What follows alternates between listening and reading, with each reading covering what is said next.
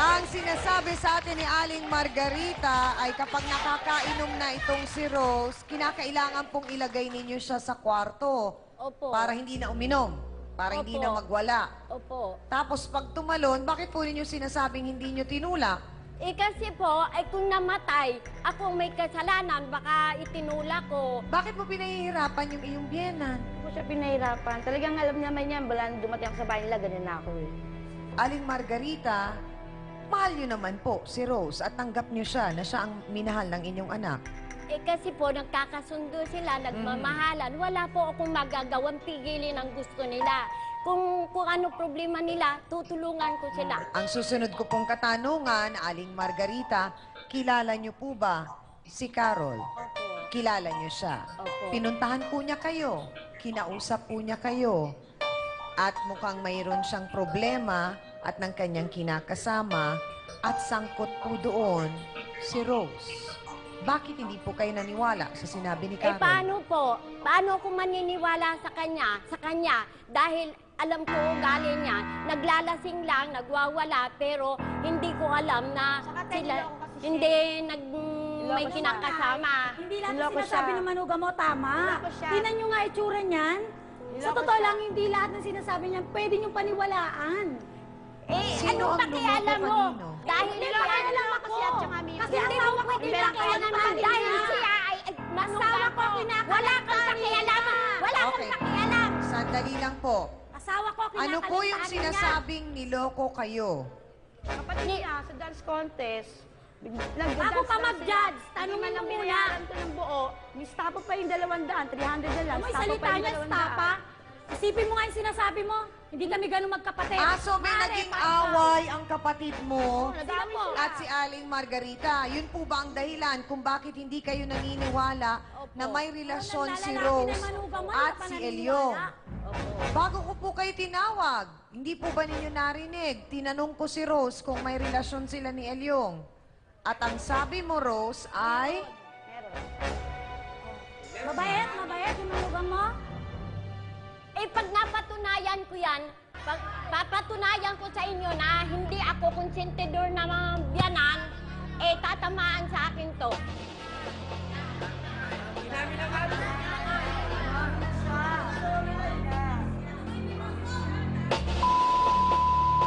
Sandali lang! Sandali lang! Hawakan yan! Hawakan Rose, yan! Baka kung ano magawa ko dyan. Rose! Okay, sandali lang, Rose.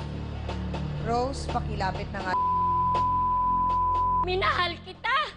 Higit pa sa mga anak ko, binalayas ko lahat ang mga anak ko. Nang dahil sa iyo, wala kang utang na loob. Lahat ng gamit ko, sinira mo. Ikaw pa rin ang kinampihan ko.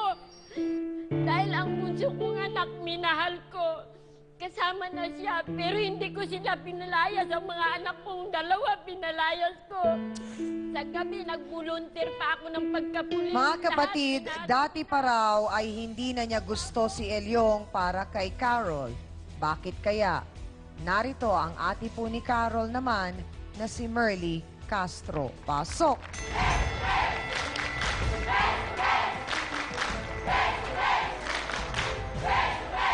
Aling Merly, bakit po ayaw ninyo kay Elyong para po kay Carol? Eh, sino naman po magkakagusto kay Ilyong? Eh, wala akong permanenteng trabaho. Paano ipakakain sa kapatid ko? Ang Ilyong na yan, lasinggero na ng bababae pa. Ikaw! Ikaw babae ka! Basta paano naman? Ah, Sandali ang lang. pangit mo! Oh, Oh, masarap naman. ay, ganun lang? Sandali lang po, sandali lang po. Aling Merly, sandali lang po. Ano? Kesa sa'yo. Sandali lang po. Rose, sandali lang. Ano po ang nangyari, Aling Merly, noong December 28? Ano po yun eh, magbabagong taon, ito nakikipag-inuman siya lang mag-isang babae. Nakita ko ito, nagde-dirty dance ito, tsaka si Ilyong. Magkaano yun, di nakumpirma ko po. Nakumpirma ko na talagang sila ay may relasyon. Sinumbong ko naman sa kapatid ko, ayaw maniwala sa akin. Kayo po yung tumawag o nag-text? Nag-text po siya. Nag-text, Oho. oo. Eh ngayon, ayaw naman maniwala sa akin. Sabi ko, pumunta ka rito. Nang makita mo kung anong ginagawa niyan. Yung ng Kristopador. Okay. Oh, So, sinita po ba ninyo si Ilyong? ay si Ilyong ho, hindi ko pa ho nakakausap yan hanggang ngayon. Pag nakita kita Ilyong, lumabas ka dyan.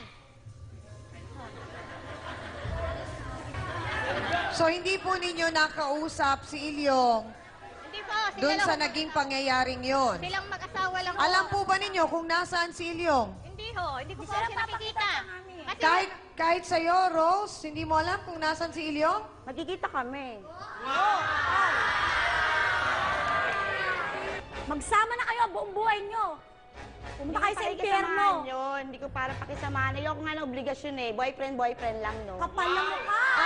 So, hindi ka seryoso sa pangkipagrelasyon mo kay Ilyong. Sayong-sayo na Bakit? si Elo. sanay Wala ka. lang, ganun lang. Sanay na sanay ka. Ayaw mo ng obligasyon. Eh, kay Marlon, seryoso ka? Wala lang, ganun lang. Ayan. Ano, hindi mo masagot kung hindi. Oo. Ilang taon na ba kayo ni Marlon? Isang taon na rin. January 6 eh. Isang taon na kayo. So, sa isang taon na yon, hindi ka seryoso, ayaw mo ng obligasyon, wala lang? Hindi, mahal ko. Mahal mo si Marlon. Nagtatapang-tapangan lang kunyari. Nagtatapang-tapangan ka lang, pero siya ang mahal mo.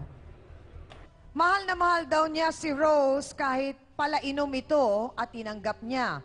Pero ang hindi niya matanggap ay kung bakit nagawa siyang pagtaksilan ng kanyang kinakasama. Malalaman na po natin ang kanyang saloobin. Narito po si Marlon Mangguni. Pasok!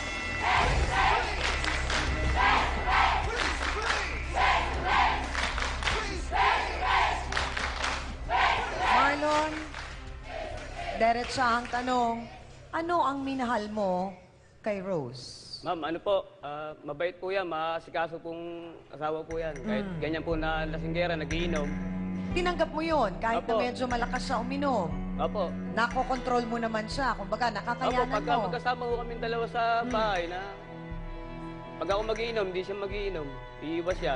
Hindi siya umiinom kapag ikaw ang Pagkaharap po umiinom. ako. Pero bakit pagka wala ka, mukhang ibang kasama niyang kainuman? Kaya nga ako, dun nga ako nagtataka eh. Bago ko po kayo tinawag, narinig ninyo na ang reklamo po ni Carol ay yung kanyang kinakasamang si Ilyong, mukhang nakasama ni Rose sa inuman. Oo nga, oh. Yun nga ulit na nalaman ko eh. Una ko, hindi ako naniniwala eh. Narinig nyo na yun, kwento na yun, dun sa Kwento, lugar pero nyo. di pa ako totaling naniniwala. Una. Pero narinig mo naman, sabi ni Rose, hindi siya seryoso kay Ilyong at ikaw ang mahal niya. Eh, yun nga umaano ron eh. Ako nga umahal niya eh. Ilong naman siya nagpapakiligaya. Narinig na natin ang damdamin ni Marlon. Ano naman kaya ang masasabi ni Ilyong? Gusto nyo na ba siyang makita? Lalabas na siya. Maya-maya lang, mga kasawsawan, magbabalik po ang Face to Face. Kinuha ko ang number ni Marlon. Tinext-text ko po siya, totoo siyang ami. Hanggang sa dumating yung point na nagkaroon kami ng relasyon, sasabihin sa'yo, Marlon, totoo, ginamit kita, gusto ko maramdaman niyang asawa mo, mararamdaman kong sakit na binigay mo sa akin. Miss Amy Perez would like to thank the following: Dr. Steve Mark Gan of GAOC Dental Clinic, Salon de Manila, Watercolors Makeup, Gloss Nails, Plains and Prints, Just Cavelli Eyewear.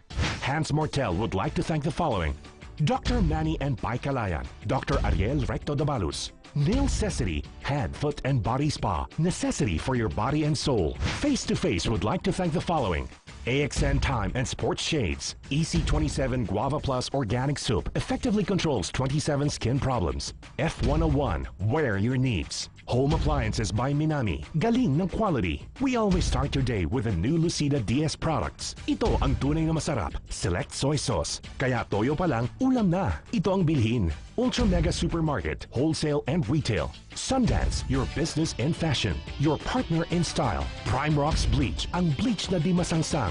Mabisa na, mura pa. Gawang Pinoy.